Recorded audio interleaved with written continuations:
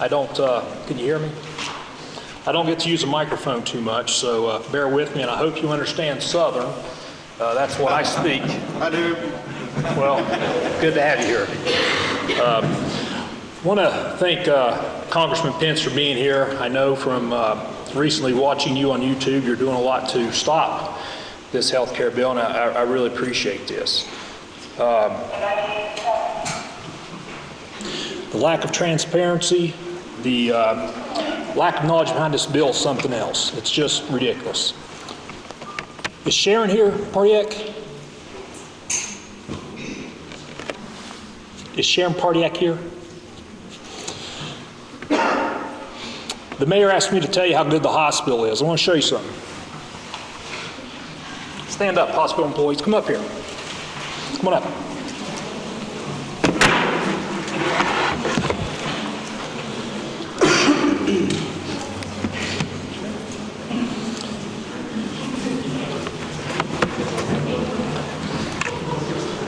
This won't take long, I guarantee it.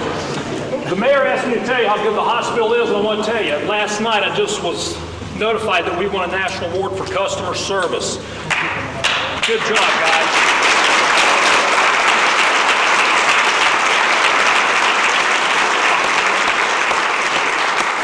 These people have actually been working incredibly hard on providing great service and great quality outcomes. And this is the backbone of our local community health care. And I'm very worried and get a little bit emotional, and I might start to sound like I have Tourette's up here in a second, but bear with me. Very worried about what's in this bill. There's nothing in this bill about tort reform. Please use your microphone. Thank you. There's nothing in this bill about tort reform. There's nothing in this bill about the profiteering going off in health care. There's not much in this health care bill but bureaucracy. And we've got enough of that going off in health care. I've got more people proving we're providing health care than I actually do delivering health care. And this is certification that we're providing and that we're delivering a great amount of health care. It's very important that we have people like Congressman Pence fighting the fight up there to at least rewrite that bill to get something that's workable in there. And I would urge you to get involved, to read what's actually in this bill, to call people, to call your congressman, call your senator. It's not a livable bill. There is no future in this bill for us, long term. Get involved. Thanks again to the hospital staff.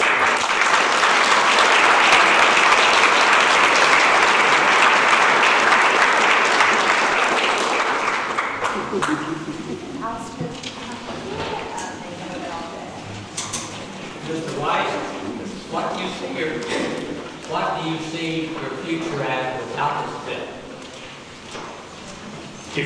I don't want to take the congressman's time, but I will tell you this.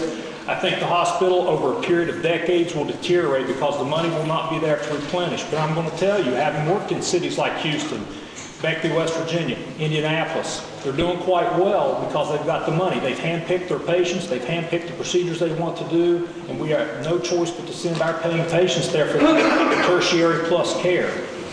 So I'm worried long-term what's going to happen to the farmer out here that has a heart attack or a stroke. Is he going to have to drive to Richmond, Cincinnati, or to Indianapolis decades down the road?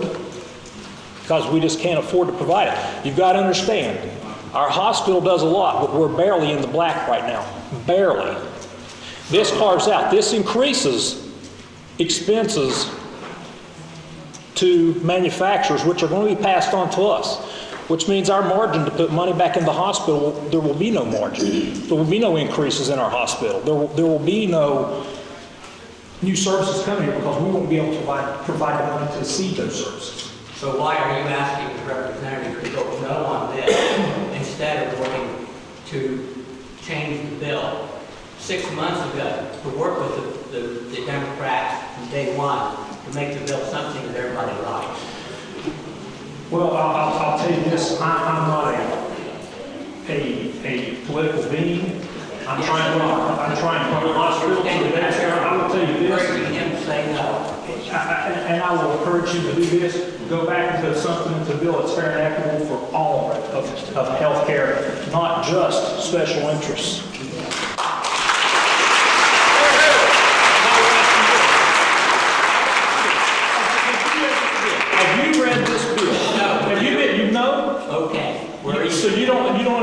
about the bureaucracy that's built Well, on I this bill. understand bureaucracy. You don't understand the taxes that we passed.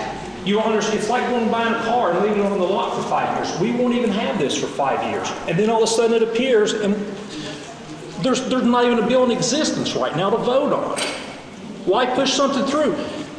We don't even know what the terminology, we don't know what's reading this bill. It's the wrong bill. It's the wrong bill for our hospital, period.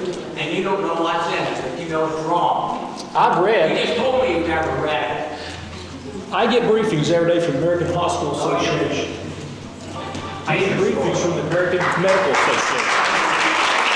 So, I'm really not here to argue with you. I want to get the congressman up here. Mayor, That's what's great about America. We can have a difference of opinion. We just need to have it in a very friendly way.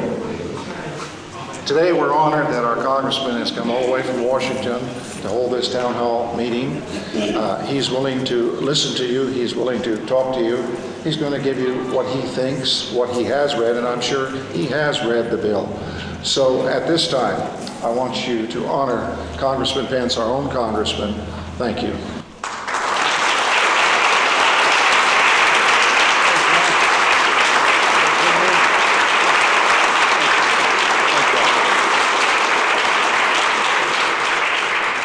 Thank you, Mayor, and I'm delighted to be home. I just flew in from Washington, D.C., and my arms are killing me. I was wondering if all the people in the white coats could come back up for the rest of the meeting.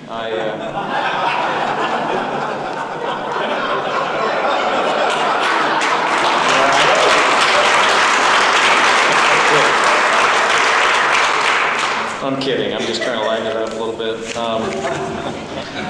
Let me tell you something, a couple things that I want to say, and then I'm going to give you about 5 minutes of thoughts, and then I'm going to listen. As those of you that have not been to a town hall meeting, I do these all the time. Did one in Newcastle today, doing one in Richmond tomorrow. We do about 50 of these meetings a year. I'm kind of old school about town hall meetings, so I don't think town hall meetings are a time to hear from their politician. I think town hall meetings are a time for politicians to listen. And so I look forward to your questions. I also look forward just to your comments about what's going on. And we are meeting at a critical moment in the life of the debate over health care reform, and what may be a historic moment in the life of the nation. And so I'm grateful for your time, grateful that you're here. But let me pay a debt of gratitude and honor. I have just gotten to know Mayor Leonard Urban in the last couple of years, and first thing I liked about him was his hair.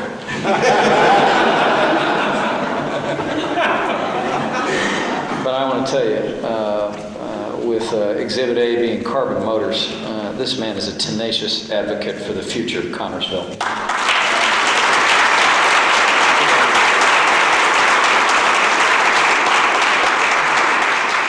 And he has my cell phone number and uses it a lot.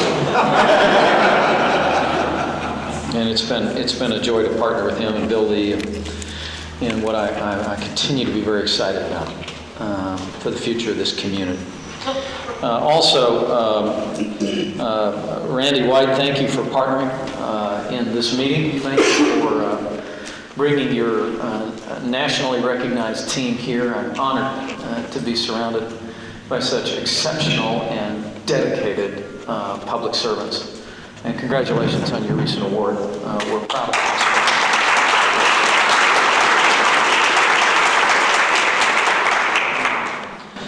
Let me share just a couple minutes of thoughts about where we are in the debate and what my concerns are about the legislation that may or may not come to the floor of the Congress in the coming days. And I say may or may not, it's clear to me that the Democratic majority in the Congress does not have the votes to pass the Senate bill in the House of Representatives right now. And you might say, well, Mike, how would you know that? And the reason I know that is because I'm not in Washington voting. If they had the votes, we'd be voting. They don't have the votes. And to me, there's a good reason they don't have the votes.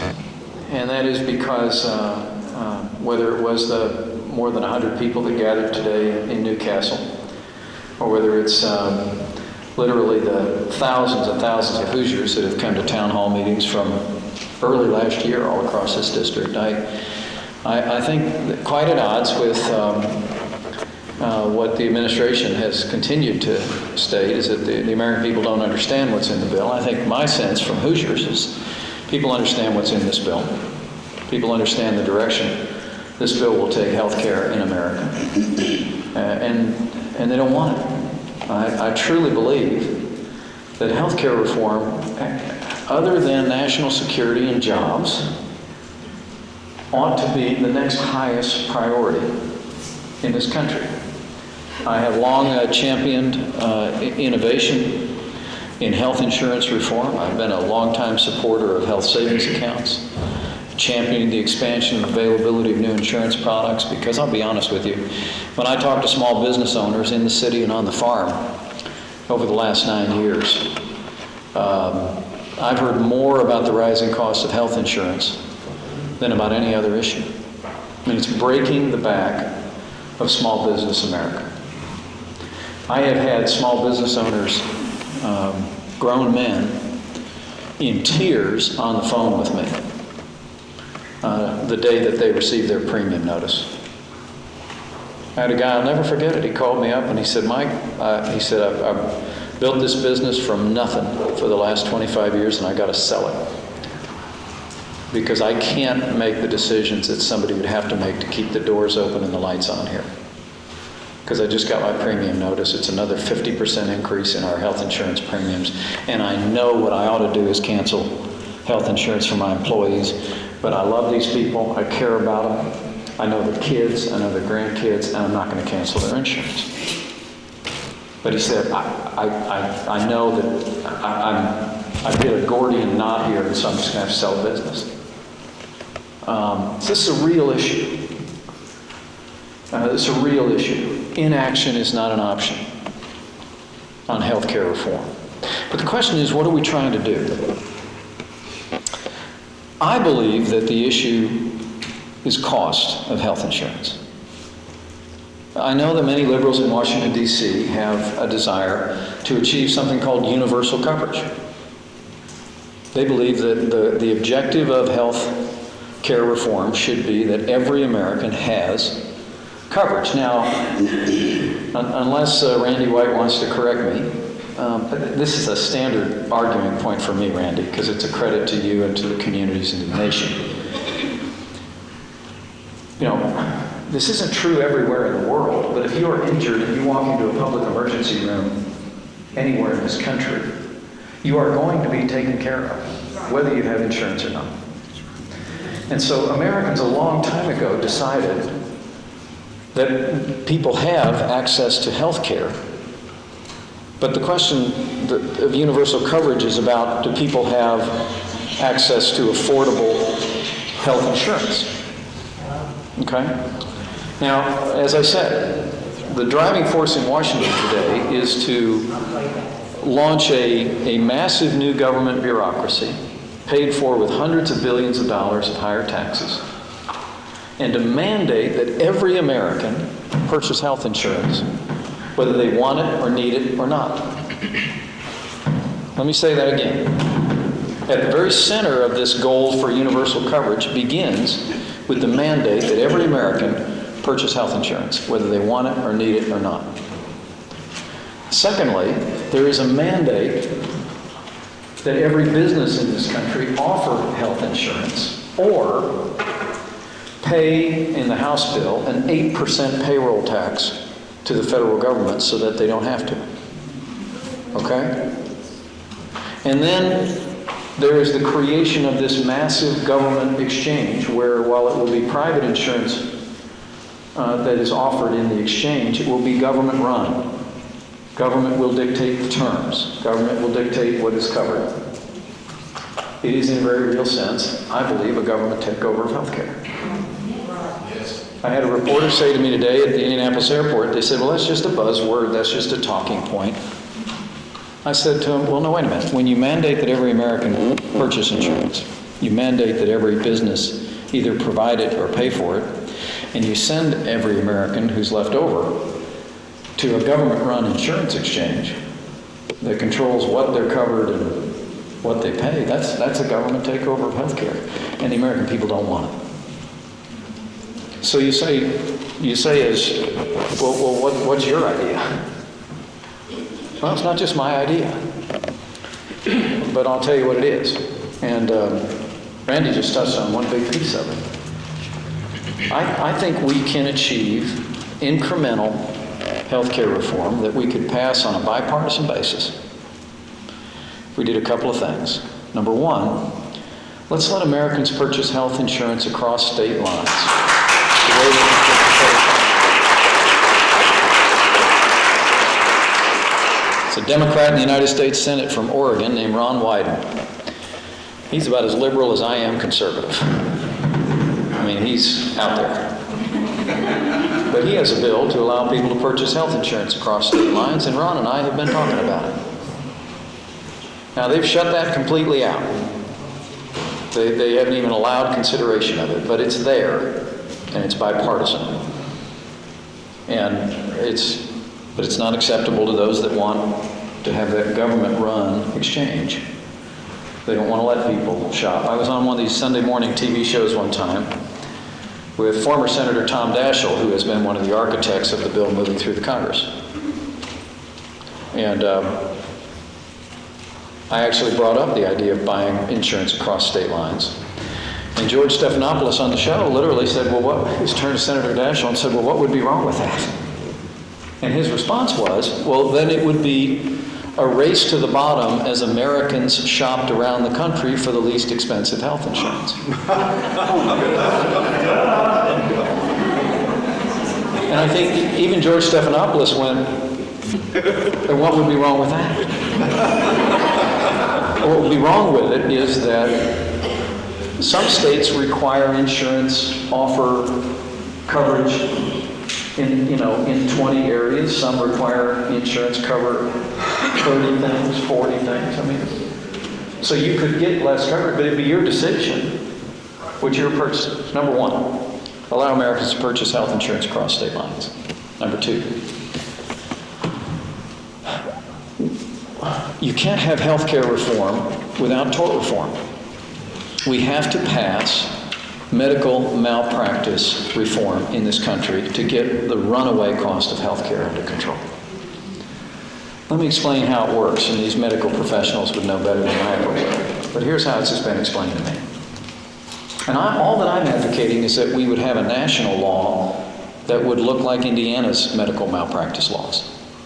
I mean, Indiana's had caps for decades in non-economic damages. And frankly, it's the reason why, I won't embarrass anybody, but a lot of doctors come to Indiana to practice because we have a very reasonable, time-honored, Doc Bowen put it in place when he was governor, medical malpractice statute. But around the country, you have these massive runaway jury awards because we don't have national caps. California's got caps on non-economic damages. Indiana's got some caps, but people go to these states that don't have limits. They get massive awards. And so frankly, insurance companies, and I'm no apologist for insurance companies, but insurance companies have no way of figuring what's our exposure, what's our cost. We can't build in.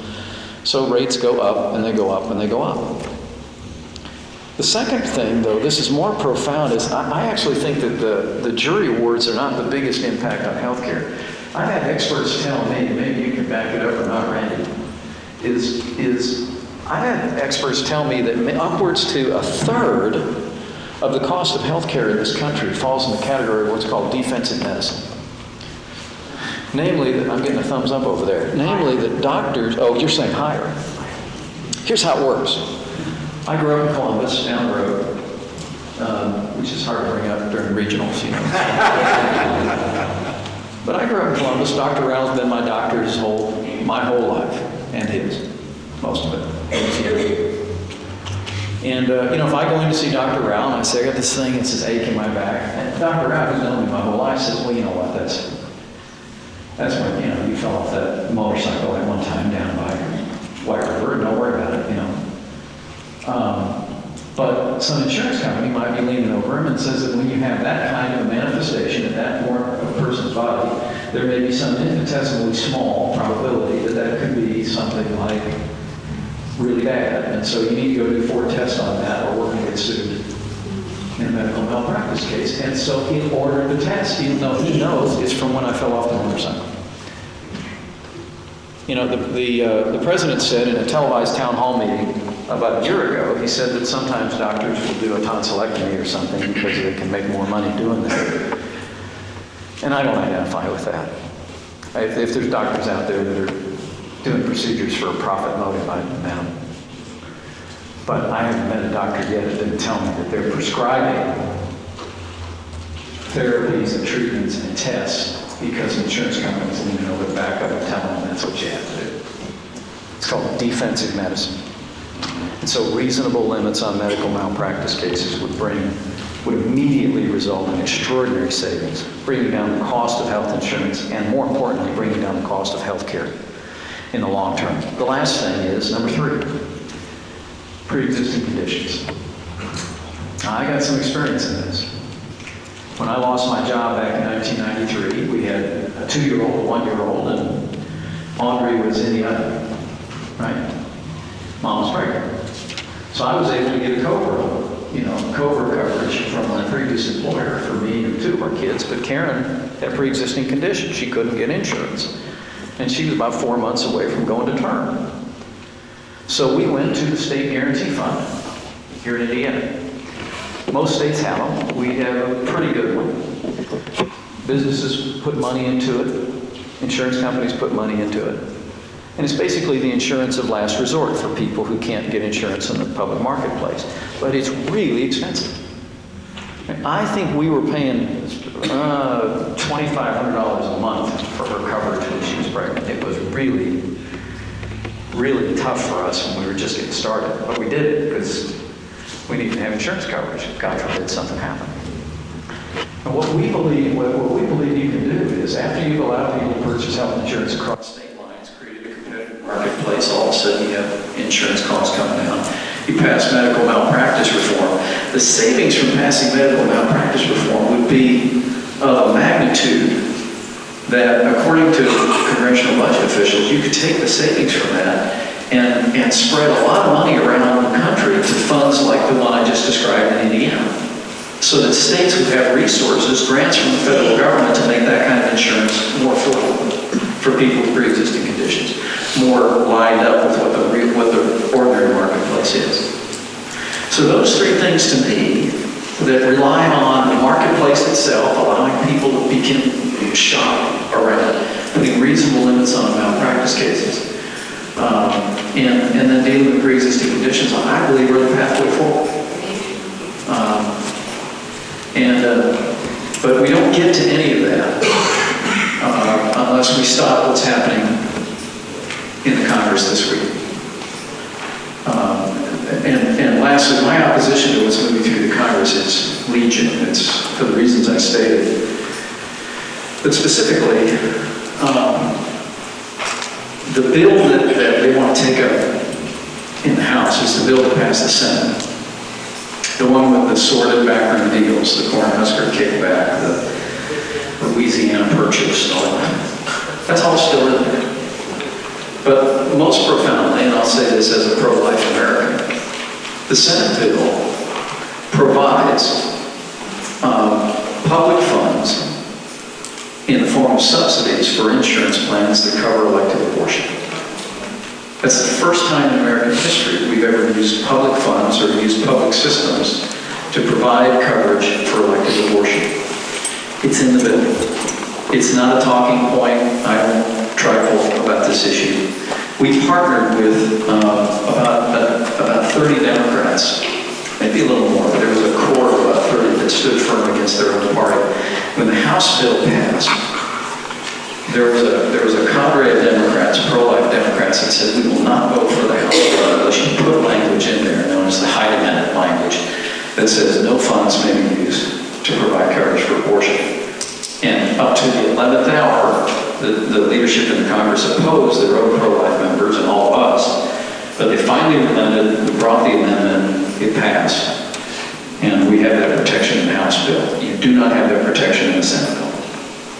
The Senate bill does it according to scholars with the Catholic Church, according to scholars with National Right to Life. The Senate bill provides coverage in the form of subsidies for insurance plans that pay for elective abortions. And not only is that objectionable, but it can't be fixed. That's my last thought. I'm almost to you. But there's a lot here. I want you all to understand that it can't be fixed. That the reality is that what House members are going to be asked to do is to vote for the Senate bill that may well have to be signed by the President first, according to the Senate parliamentarian. And that then there's going to be some sort of something called a reconciliation bill that's supposed to be taken up again. Oh, yeah, sure. But I want to tell you, the pro-life protections that I just described to you that passed the House were offered in the Senate and we got 45 votes. You don't have you have a pro-choice majority in the Senate. Just reality, not casting aspersions, you just do. You also, if you do this kind of fix, it also activates a number of procedural concerns that require 60 votes to pass the reconciliation bill in the Senate, and it can't pass.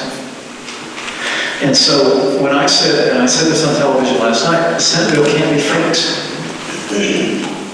I mean, if there was a way to fix it, as the gentleman who spoke before with Randy was saying, well, why don't you work and make it better? Because there was a way to make it better. But you can't. Not the plan they have, which is pass the Senate. The Senate bill is passed by 60 votes. They want to pass it in the House, send it to the President, and do some fixed bill. They can't pass the Senate. And so I think the answer is scrap the bill and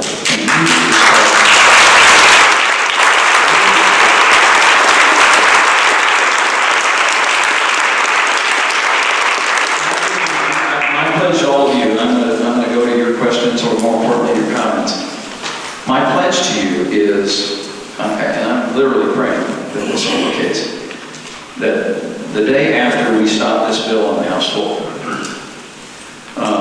my promise to you as your congressman is I am going to roll my sleeves up and go after it to restart this process and to get something done. Now, there would be people that say, well, no, just leave it like it is and go with the elections. I don't care.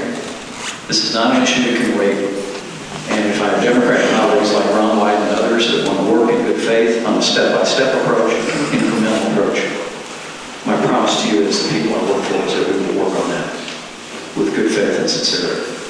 I'm open to your questions, your comments, your thoughts. And again, you don't need to put a question mark on the end of your statement. I'm all ears. Lonnie, do you have an extra microphone? Or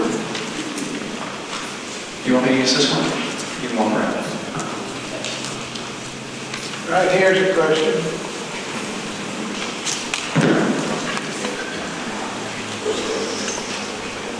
My husband retired from the Navy, and he's a disabled veteran, and we have TRICARE and Medicare. What happens to us under Obamacare? Well, is this working? I can't remember. Well, first, the House version of the bill includes about $500 billion in Medicare cuts, which are supposedly going to come from waste, fraud, and abuse. I may comfort you and tell you that in my 10 years in Congress, one thing I know is that will never happen for good or forever. So what they've done is they put the Medicare cuts in there to suggest that it's more fiscally responsible than it is. Because they won't do that. They won't cut Medicare. But, and I picked this up a little bit in Randy's comments, you have this massive expansion of the federal government's obligation in health care. I mean, Medicaid right now is scheduled to go broke in the foreseeable future. I think it's in the next 10 years. Medicare is 2015. Medicare is 2015. Medicaid is a little bit after. So, you know, in my judgment, before we expand into new obligations to more Americans for health insurance coverage, we ought to make sure that we're able to keep the promises that we've made to senior citizens in Medicare and to Americans at the point of need in Medicaid. We ought to be reforming those systems, keeping those promises before we make new promises to more Americans. And that's the larger concern, if you will. I just don't take seriously the administration or congressional leaders' pledge to cut $500 billion out of Medicare. I don't think they will.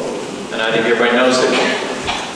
But the point is, and this is where I think it threatens regional hospitals, like here in Fayette County, is that you have hospitals being reimbursed less and less and less.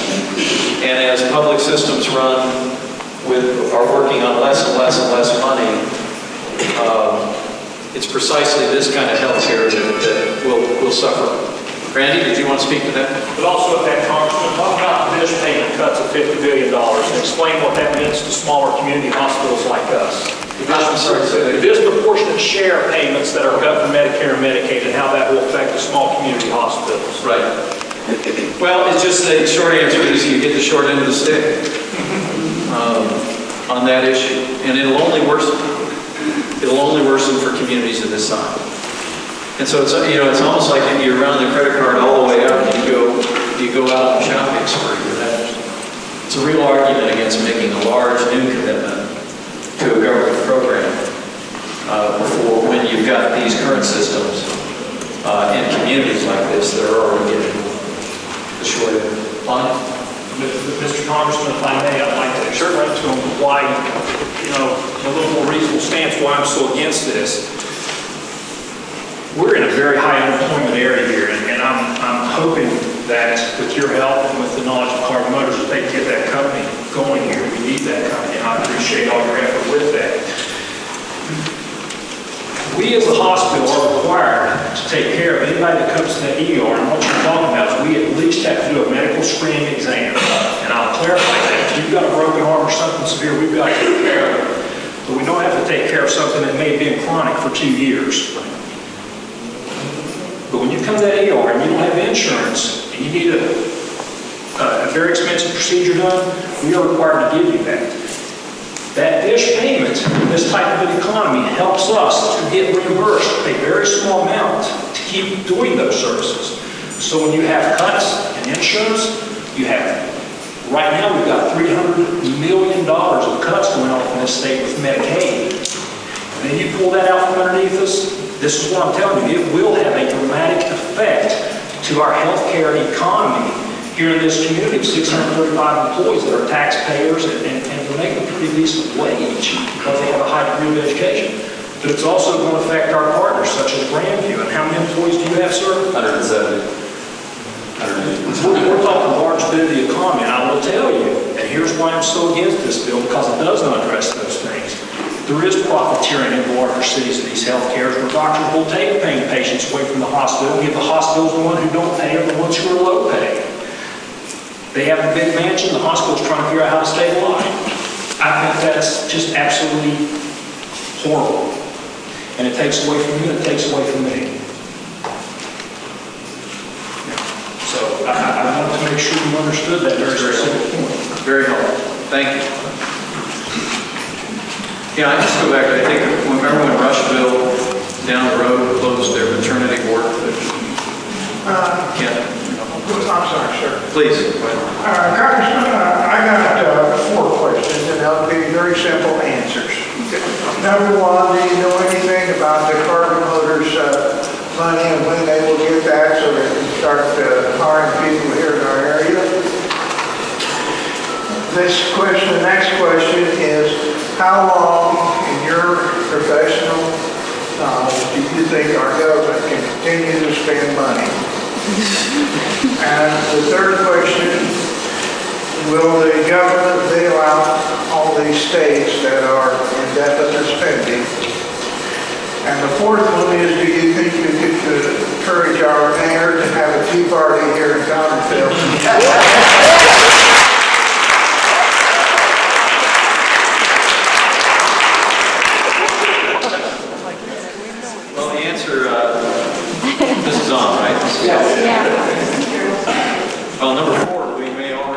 find one.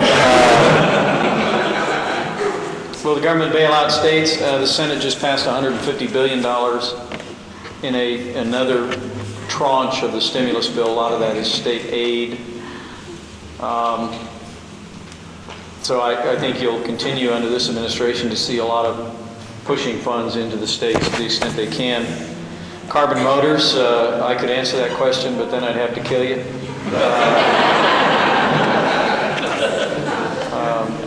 Let me let the people involved do that. But your second question is just really wonderful because it's the right question that the American people should be asking. And that is, how long can they continue to spend money like they're spending it? And I'll give you a specific number. I think about 20 years. And then we're greased. And I'm giving you exact numbers. You can go to my official website. It's listed in the brochure. Last week, I, with one other congressman, introduced a constitutional amendment that would limit the federal government spending to its historic average of 20% of our economy. Because left to its own devices, and 20% may sound cheap right now, it's not. Since World War II, the federal government has consumed, on average, 20% of this economy. As recently as 2007, it was below that. Right now, it's close to 25%. And climate. In 20 years, our national debt will be what Greece's national debt is today. And those of you following Greece in the news right now know that their debt is 130% of their GDP. And the people are rioting in the streets. Because if we take action now, we can, I believe, keep our federal spending at 20% of the economy through reform. If we just slow the rate of growth of domestic spending and entitlements without cutting, slow the rate of growth, modernize our systems, give younger Americans more choices, lower the cost of health care through the reforms that I advocated, get the economy growing again with pro-growth policies back to 3 to 4%, we can maintain the 20% number, we can manage our debt, we can leave our children and grandchildren a more prosperous America. But if we stay on the path we're on right now, we're Greece in 20 years.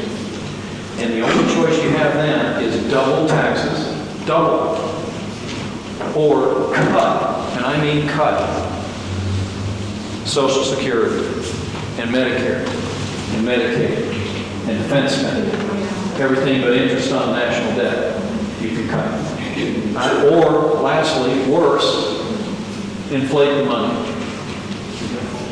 which is the Weimar Republic, if you know your history. So what I'm saying to you is the clock is ticking on American prosperity. But the antidote is fiscal discipline in Washington, D.C. and reform. And I really believe much of what I've seen in the last year across this country are Americans who may not know all the numbers I just threw at you, but like you, sir, I mean, they know what they've got, that the train has left the rails, and that federal spending is out of control. And so we'll continue to fight along those fault lines. Thank you. Thank you. Yes, sir. First off, I'd like to thank you for your service to our district. You represent us very well. It's a privilege. My concern is on trade, and in the future, now to me has been an abject failure. We've lost over 30, 40 million jobs in the last 20 years, manufacturing good jobs that could have provided the tax burden, could take care of this tax burden we have right now. We're not losing jobs and all these health care numbers that they shoot out of who's uninsured would be insured because they have jobs. I think that's a part of this equation that seems to be lost on a lot of people in this debate. Great point. But what can we do to improve manufacturing? Because obviously we're getting a handout again from the government to the others here. But we need to come up with a plan that maybe manufacturing and these kind of businesses lower their tax burden, give them a stable tax future that they can plan on. Me, I'm trying to invest something from scratch, and I have no way to really plan for my future because I don't know if my tax burden will be 70%, 60%, 30%, and that really makes it tough to make those kind of plans. I would just love to see something either. America was great when we had tariffs. Everybody know everybody wants this free world trade type thing, but it's pulled us down. We've been in decline since the 60s, since this all began. What can we do to turn this around? Well, let me say, I'm very impressed. You put a question mark on the end of it, but I was very impressed with everything that you said. We live in a global economy. Go ask a Hoosier farmer about the importance of trade and exports. I'm somebody, my bias has always been the belief that at the end of the day, while it has impacts that are heartbreaking at times, that trade means jobs. Indiana's the second leading exporting state in the union. Whether it's our manufactured goods, whether it's what we grow, Hoosiers get that at kind of a core level. I rather believe that the question is not, it is closer to what you were saying, or the answer is closer to what you were saying at the body of your question, and that is, we have the second highest corporate taxes in the world. And we sit around saying, why are corporations leaving America? They're encouraged to leave. We have a regulatory state that, however well-intentioned, tends to discourage job growth and investment. But we have policies that say corporations that are American corporations that make money overseas can't bring that money back into the United States of America to create jobs here unless they pay an enormous tax if they repatriate that money. And so, I think we need some transformational change that focuses on American manufacturing as a national policy. That we ought to create an environment here with capital gains tax. The capital gains tax in Japan is, you know what it is? Zero. Capital gains tax, the way that capital formation, you put money together to create jobs, create a business, zero in Japan. We go, how come we're not competing with that? I'm a big believer. The late Jack Kemp became a friend of mine. He was one of my heroes. Jack Kemp said to me, all he ever knew about economics was that what you tax, you get less of, what you subsidize, you get more of. And right now, we are taxing capital formation. We are taxing indigenous American businesses. And we are, in a very real sense, creating every incentive for you to make it somewhere else and sell it here. And what we ought to do, just as a nation, is say our policy should be make it here. And we're going to make it more attractive for businesses to keep the fruits of their labor in this country when they invest in America. But I think you're on to it. I think it's a powerful one. Yes, sir. I had a question real quick. I know we talked about 20 years we would be Greece, but I want to address the point like our national debt. I know China holds a lot of our debt. I know it behooves China to hold the debt because it props up their finances, I believe. But what would happen, I think we need to hear what would happen if they just call the debt before 20 years, if we lose our triple rating because we continue to keep spending, because we can only go lower on our rating, and we can't, continue to do this. And my second part is, what will it take for the majority of the world? It seems it doesn't matter what the polls or what we say, they want to continue going forward instead of listening to their constituents. And I want to say, because it's very unpopular, everybody believes something needs to be done, but not this. And so we just, what will it take for them on the Hill to understand that they need to maybe rework, start over, and listen to the constituents? That's what two great questions, and I appreciate your comments, and it's good to see you. Thanks for coming out.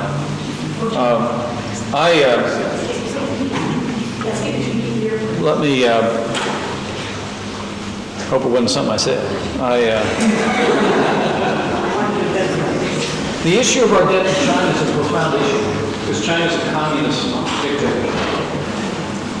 And when in fact it's a godless communist dictatorship that does not believe in our way of life and has interests at odds with American interests in the Asia-Pacific Rim. I don't get HBO, we don't do paid cable, but I guess there's an HBO series starting this weekend about the war in the Pacific. It traces the Marines, people who made Band of Brothers. I'm going to buy the series because it's Tom Hanks and it's going to be terrific. There may be some veterans in the room that wore the uniform in the Pacific. The sacrifices that Americans made, maybe some in this room, the gains that we achieved in the Asia-Pacific Rim were paid for with American blood and treasure. And our treaty allies there, and America's predominant interest there, is not consistent with China's long-term interests in the region. It's not. And anyone that knows the frenetic pace that China is building their military at would know that I'm not being an alarmist. I'm just stating facts. And the truth is that the Chinese military is growing at such a pace and the American military is slowing our commitment that we may be bequeathing to our children or grandchildren a problem and a threat to our interest and our security in the region. All of which is deeply and profoundly complicated by the fact that we keep borrowing money from these people. Now, I'll say it's our money, rightly understood. It's American businesses that have gone to China and are selling into America, and we send them cash, and they got all kinds of American dollars, and so they buy our bonds with it. Your question, though, is what happens if China starts saying they're not buying bonds? Well, all kinds of things. I mean, essentially the net effect is if you've got a bond offering and it doesn't go according to Hoyle, then the interest rate payment goes up, the cost of taxpayers goes up to make those bonds more attractive to world markets, including China. And if you don't think that they, in the People's Republic of China, are willing to link these policies to their strategic interests, then you need to read the headlines from about a month ago when China rattled the saber about purchasing our debt and saying that they might rethink that because we had done the weapons program to Taiwan. And, men and women, the Bible says, like I'm going to tell you, but the Bible says that the borrower is the slave of the lender. And the United States is now becoming more and more and more indebted to a nation that doesn't believe in the Bill of Rights, doesn't believe in the words in the Statue of Liberty, doesn't believe in our constitutional freedoms. And if we needed any moral authority in our minds to put our fiscal house in order, that'd be enough. And so there are profound consequences. Not in the immediate. I don't want, Daryl's here and he's a great reporter, but I don't want anybody to leave here the idea that Mike Pence said, China and the conflict's imminent. I'm not saying that. I'm saying there is a path they're on and a path we're on that's not in the interest of freedom or our long-standing interest in the region. Sounds like the majority in the Senate. Yeah. Well, that's a powerful point. The last thing you said, I'll make this 30 seconds. What you're doing here today, the question was, how do you get people in Washington to listen to you? And the answer to that is what you're doing right now. Washington, D.C., I think, it's the world capital of self-importance and unintended consequences. Okay, and the primary message that comes out of manufacturing, or that they manufacture in Washington, D.C. is your opinion doesn't matter. They do. It is the most frustrating question that I get as I travel around Indiana and a little bit around the country. People come up to me and say, does it really matter when I write, call, email, fax? And I'm very quick to say, look, the dirty little secret in Washington is nothing else matters. They like to project that it doesn't matter, but nothing else matters. The only reason this bill isn't already signed into law and enshrined in history is because the American people have been standing up and opposing the path that's been taken here. The only reason we don't have a national energy tax that is raising the cost of utilities here in Connersville is because the American people have risen up. I mean, the reason that we have an awakening about spending in America in Washington, D.C. is because the American people are waking up. So doing what you're doing right now is good. Okay, thanks. I just want to make a quick point of clarification. I moved my entire family here to build Carbon Motors. I'm one of the co-founders of the company. And just so that everybody knows, I have a responsibility to every single person that's in this community. And I think there's a common misconception that, and I heard it just a moment ago, that we're receiving a handout from the government. I want everybody to be completely clear. What Carbon Motors is doing is receiving a loan from the government that will be paid back with interest. This is not part of the stimulus package.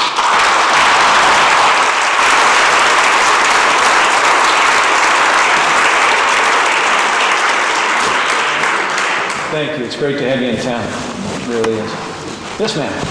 Congressman, I heard this week about all the land they grabbed out west, the government and among the people so they can't fish and what are they going to do with this land? They say there's plenty of shale oil there. They won't even dig so we can get out of this hole with gasoline. Are they going to, someday when they say we can dig that, are they going to grab that and take it for themselves and it won't benefit Americans? Well, let me say, I saw the top lines of that story, but I think you read it more carefully than I did. I'm a little bit on overload right now. I heard that the administration wanted to tell me how to fish, and no one's ever been able to tell me how to fish.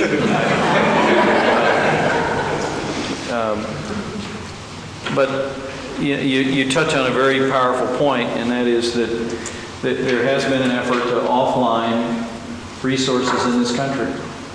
And you said, according to that press report, that some of the lands that have been restricted have this massive amount of oil shale that can be converted into usable energy out west. I can tell you that even though I stayed for the whole month of August, which is really a painful thing to do in Washington, a couple of years ago to fight against the moratorium on offshore drilling. We got the moratorium lifted after a month of holding forth on the floor of the Capitol in Washington. But I'm sorry to tell you that it's not happening because the administration has imposed regulatory timelines that have slowed the ability for oil exploration to begin on the West Coast or the East Coast. And, I'm just somebody who believes on the issue of energy, we know what we need to do. And that is all of the above. We need more domestic exploration for oil shale, natural gas. We need more new technologies like Indiana's helping to lead on, wind, solar, nuclear power plants. We've called for 100 new nuclear power plants in the next 20 years. You know that Marble Hill place down there? I'm old enough to remember Marble Hill. That's the last, new permitted nuclear power plant that was attempted in the United States. Now we've got one that's about to come online, but that's the last one that was tried. And we ought to be doing conservation. We ought to be giving businesses and individuals an incentive to conserve. But you do all of the above, then we can begin to wean ourselves off our dangerous dependence on foreign oil. And we can grow our economy. But unfortunately, Washington is stuck right now on this climate change bill, cap and trade, national energy tax. You raise the cost of electricity from coal-burning power plants. They pass that cost along to consumers, and then you take the money the government is collecting and you put it into green jobs. That's the approach. I say do all of the above. And we'll put America back to work. We'll achieve energy independence. But there's a great quote. I'm a frustrated history teacher, but there's a quote from Daniel Webster on the wall in the House of Representatives. It's way up high. Next time you can see it. It's the only quote in the chamber. Daniel Webster says, "Let us develop the natural resources of this nation and call forth its power, and do something in this generation of Americans worthy to be remembered."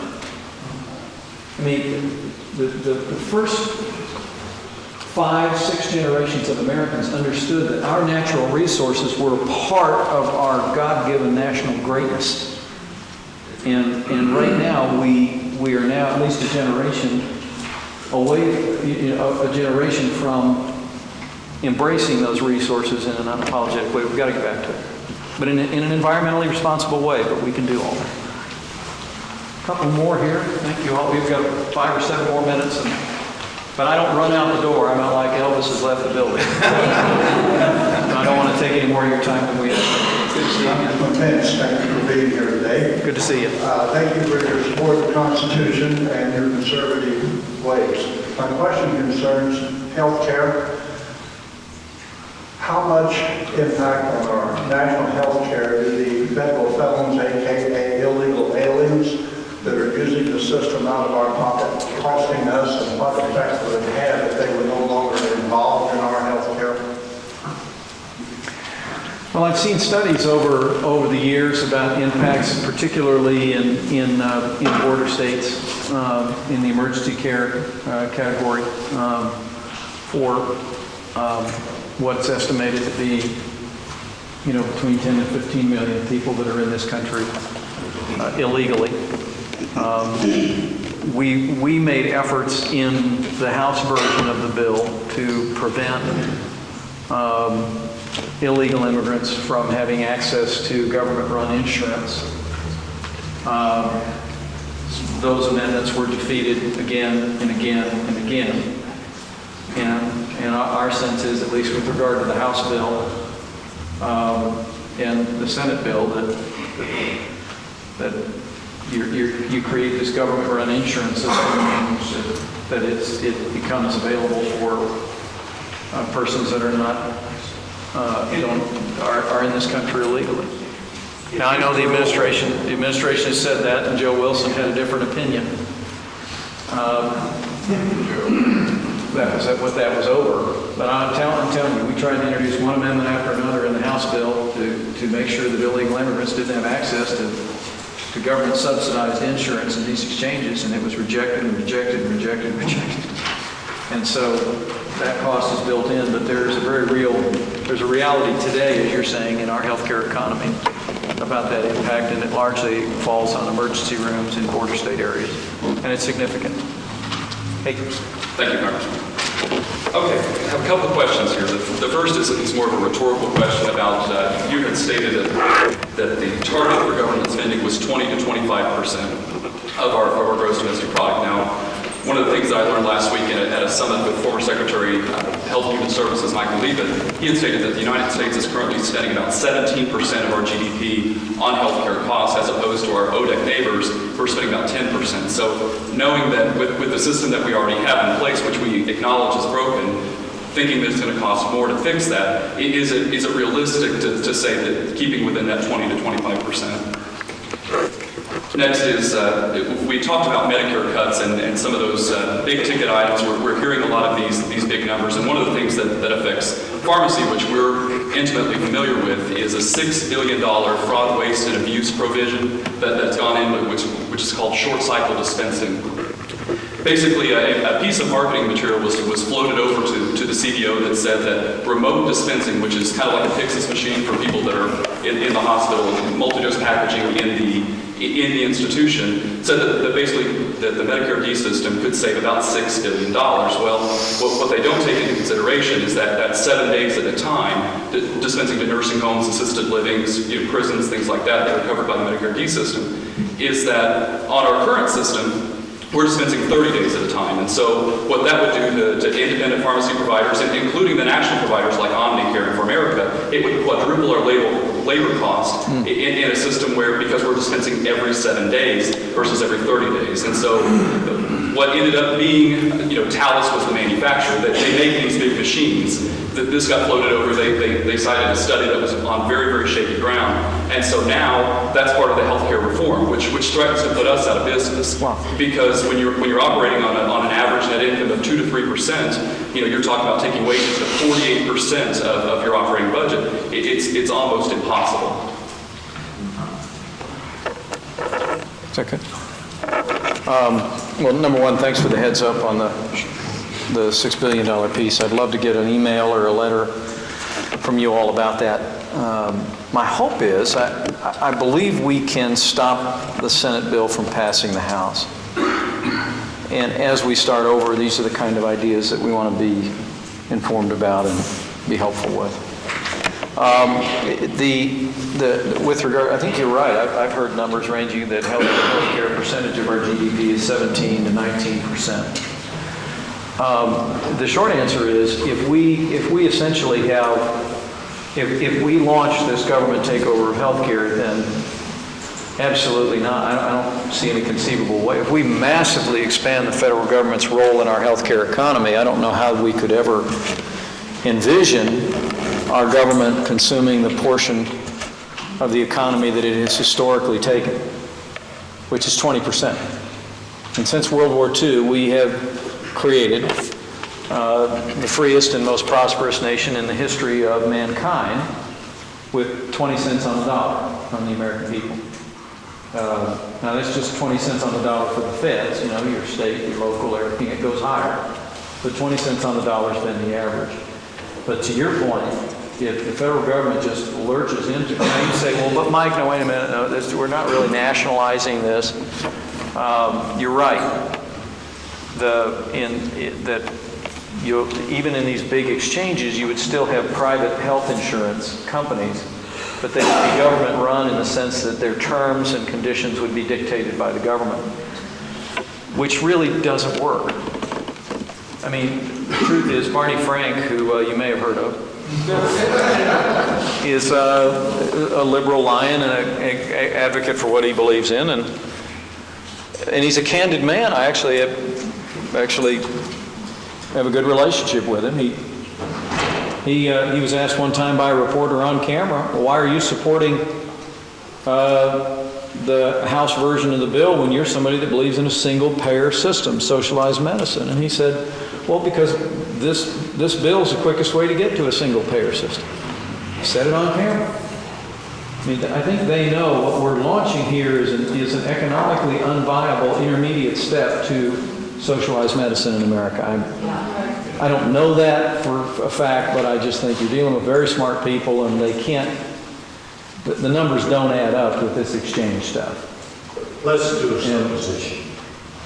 So my view is, if you launch a massive expansion of the federal government's role in healthcare, and it ends up where I think it could end up, then the current picture of the growth of government accelerates even further. And the pathway we're on, without any government takeover of healthcare, without any more stimulus, without a cap and trade, the current pathway we're on has us, by the year 2050, doubling the percentage of GDP that our federal government consumes. We go from a 20% average over the last 75 years to 40% by 2050. That's without any of the expansion that we have. So your point is precisely right, very well taken, and it just would hasten the fiscal crisis that we're facing.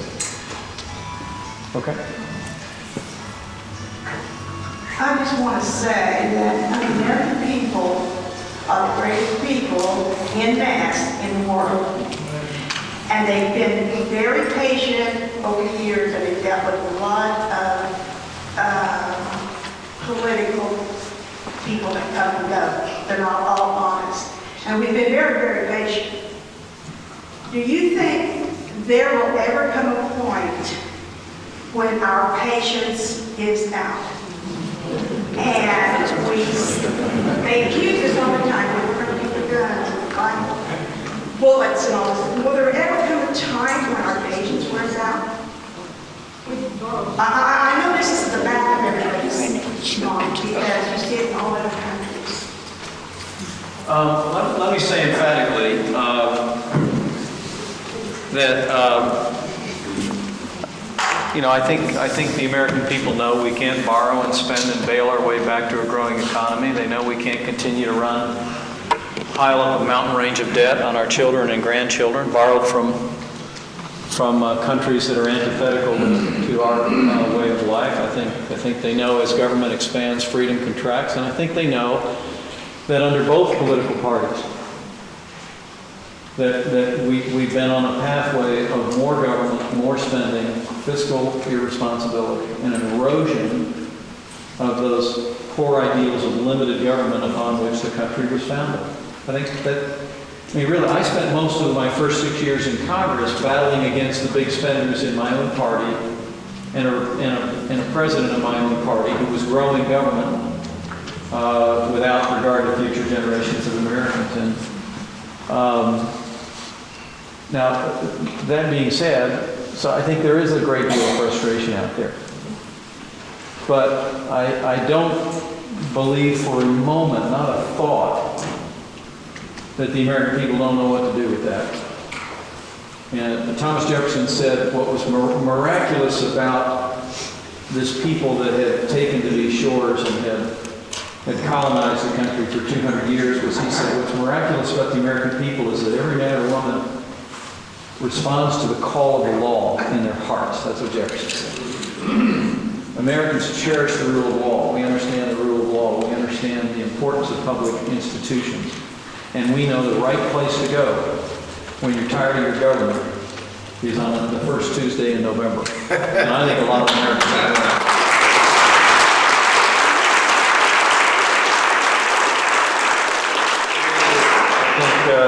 I really do believe there's an enormous amount of change coming in this country. And I've traveled, I got elected to a leadership position in this Congress. I'm the third most important irrelevant person. I'm the conference chairman. So I have to travel when I'm not home in Indiana. I bounce out every 2-3 weeks to different parts of the country. And I'm meeting a lot of the men and women that are stepping forward and running for office at every level. And I'm telling you what, they're you. They're me. They're people that believe in limited government, believe in fiscal responsibility, want to solve the nation's problems, but they want to solve them in a way that's consistent with our ideals. I think there's a huge new generation that's about to come to Washington, D.C., and Lord willing, I'll be a part of that and be able to cheer those folks on and be a part of that. Because we really, here's the thing, and Lonnie, move Randy over here. That's the cue for me to start the show. Winston Churchill, one of my heroes in history. Winston Churchill, we'll let him get away with his tease because his mother was American. But he was asked one time why he never doubted that America would get into World War II. Because most of the West did. They didn't know if we'd ever come in. And some people thought we were late. I think we were right on time. But Churchill said he never doubted it when he wrote about World War II. He said, because, quote, a careful examination of American history shows that after the American people have exhausted every other possibility, they always do the right thing. And we'll let him get away with that. But I believe in the fundamental goodness and the fundamental character and the fundamental decency, faith of the American people. I know we're going to do the right thing for the country. I know we're going to set our country back on a sustainable course. I know we're going to provide for the common defense. I know we're going to take care of those in our community to whom we've made promises and those that are vulnerable. I know we're going to figure all this stuff out because we're Americans. It's what we do. Thank you all very much.